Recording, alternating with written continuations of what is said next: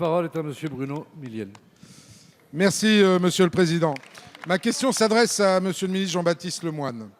C'est dorénavant officiel, Monsieur le ministre. Les États-Unis d'Amérique vont donc sortir de l'accord de Paris, en dépit de toute la documentation scientifique sérieuse dont nous disposons, en dépit de tous les signaux perceptibles au quotidien, en dépit de l'impact des changements climatiques sur les populations qui en sont souvent les moins responsables. En langage diplomatique, cela donne « la France regrette ».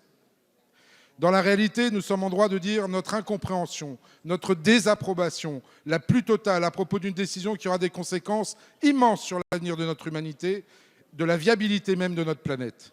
Inutile de rappeler dans le détail ce qu'est l'accord de Paris, simplement pour dire que signé par 197 pays, il est le signal positif d'une prise de conscience collective que la manière dont nous avons vécu sans nous soucier de l'impact que nous avions sur l'environnement mettait en danger jusqu'à l'existence même de notre planète telle que nous la connaissons. Les États-Unis, c'est près de 18% des émissions de gaz à effet de serre, au deuxième rang derrière la Chine, et c'est plus de 20%. La France a su se hisser en leader diplomatique sur le sujet, mais on sait qu'il reste beaucoup à faire pour que les engagements soient tenus afin de contenir le réchauffement climatique. La France elle-même n'a encore pas su se montrer pleinement à la hauteur d'ailleurs. Aussi, Monsieur le ministre, alors que l'un des principaux responsables des émissions de gaz à effet de serre au niveau mondial sortira officiellement de l'accord de Paris le 4 novembre 2020, comment redonner de la crédibilité aux engagements pris au niveau international, en particulier s'ils peuvent être dénoncés unilatéralement par les partis? Plus que jamais, nous devons être exemplaires et avancer sur le sujet. Monsieur le ministre, quelle suite la France compte-t-elle donner à la décision américaine? Quelles initiatives fortes pourraient être prises au niveau diplomatique? Et enfin, où en est la France de ses engagements pour réduire ses émissions de gaz à effet de serre? Je vous remercie.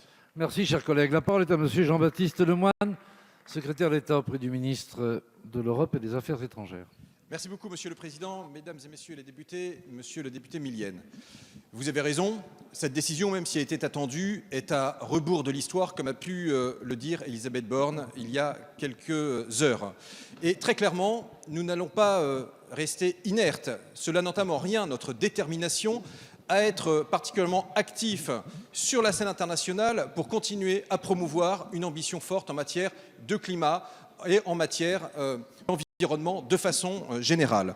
Très clairement, nous avons à faire face à un énorme défi. Ce défi, nous ne pourrons le relever que tous ensemble. Et je me félicite qu'un certain nombre d'entités subfédérales, d'États, de villes, de sociétés, d'ONG américaines aient rappelé leur engagement à apporter leur pierre à cet édifice.